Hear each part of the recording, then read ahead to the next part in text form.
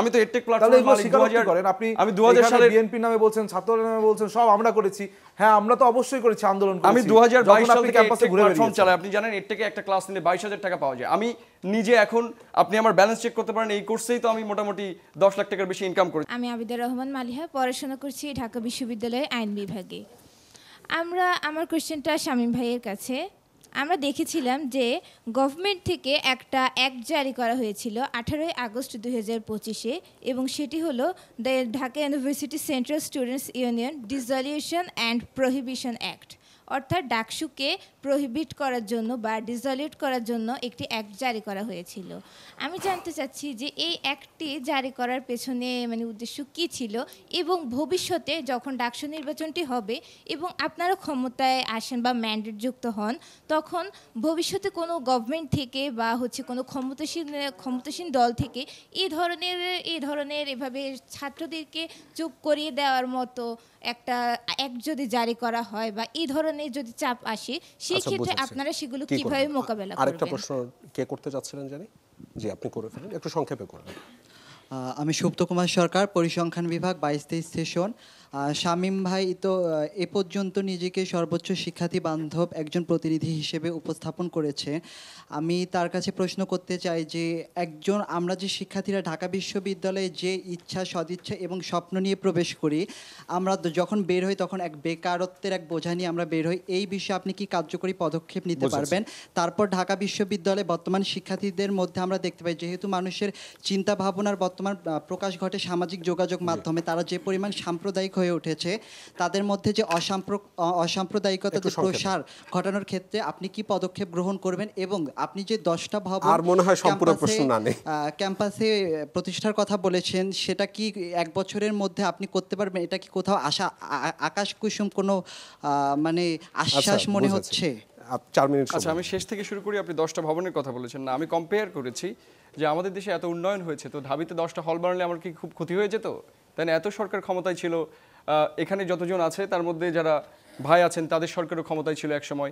Even আমাদের জায়গা কিন্তু দখল হয়েছে। 1992 সালের 1 অক্টোবর বেগম খালেদা জিয়া আমাদের ক্যাম্পাসে এসেছিলেন এবং তিনি প্রতিশ্রুতি দিয়েছিলেন যে সেখান থেকে আমাদের যে ভবন আছে পরমাণু কেন্দ্র, এটা কিন্তু ঢাকা বিশ্ববিদ্যালয় 1921 সালে ভারত সরকারের কাছ থেকে 50 লক্ষ টাকা দিয়ে কিনেছে পুরো ভবনগুলা। ফলে এই ভবনের মালিক কিন্তু আমরা। আজকে দেখেন আমরা আমাদের নিজেদের ল্যান্ডে এক্সাইল, আমাদের উদ্বাস্তু হয়ে গেছে ঢাকা বিশ্ববিদ্যালয় ক্যাম্পাসটা।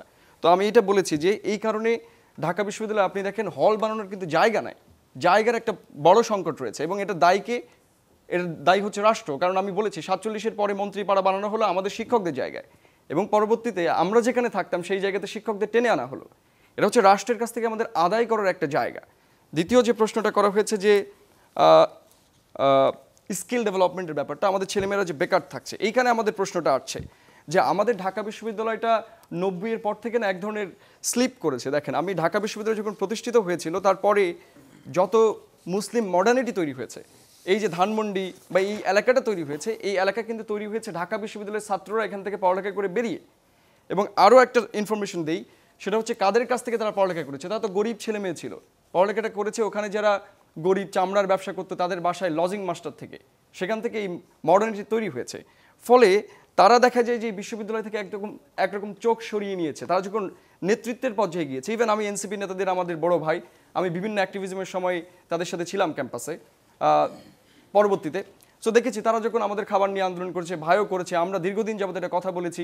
আজকে তারা সরকারে আসার পরে ঢাবির ডাল দিয়ে তো এখনও গোসল করা যায়, এটা নিয়ে তো কোনো প্রশ্ন আমি কখনো উত্থাপন করতে দেখি নাই। বা আমাদের এখান থেকে যারা নেতা হয়েছে, জাতীয় রাজনীতিতে গিয়েছে, তারা ঢাকা বিশ্ববিদ্যালয়কে কী দিয়েছে? আমি ভাইকে প্রশ্ন করব যে তাদের দল যখন ক্ষমতায় ছিল ঢাবিতে কেন একটা হল হয় নাই? আমি অন্য অনেক সরকারকে দেখেছি তারা বিভিন্ন সময় হল বানিয়েছেন, কিন্তু তারা কেন করতে পারেন নাই? সেটা একটা প্রশ্ন। আমি যেটা বলছি যে ঢাকা বিশ্ববিদ্যালয় এই প্রবলেমটা ক্রিয়েট করেছে, কারণ হচ্ছে তার প্রশ্ন যে গভর্নমেন্ট কেন অ্যাক্ট করেছে, কারণ হচ্ছে ঢাবিতে যখন একজন প্রতিনিধি থাকে, ঢাবি কিন্তু একটা সিভিল সোসাইটি উৎপাদনের প্রতিষ্ঠান ছিল, তাই না? আমরা সিভিলিয়ান তৈরি করি, সিভিলিয়ান মানে এখানে বলেছি সুনাগরিক তৈরি করার দায়িত্ব। কিন্তু ঢাকা বিশ্ববিদ্যালয়কে ওই যন্ত্রমন্ত্র ঘরে রূপান্তর করা হয়েছে, কারণ যখন প্রাইভেট বিশ্ববিদ্যালয় বানানো হয়েছে এলিটরা তাদের ছেলেমেয়েরা ওখান থেকে সরিয়ে নিয়েছে।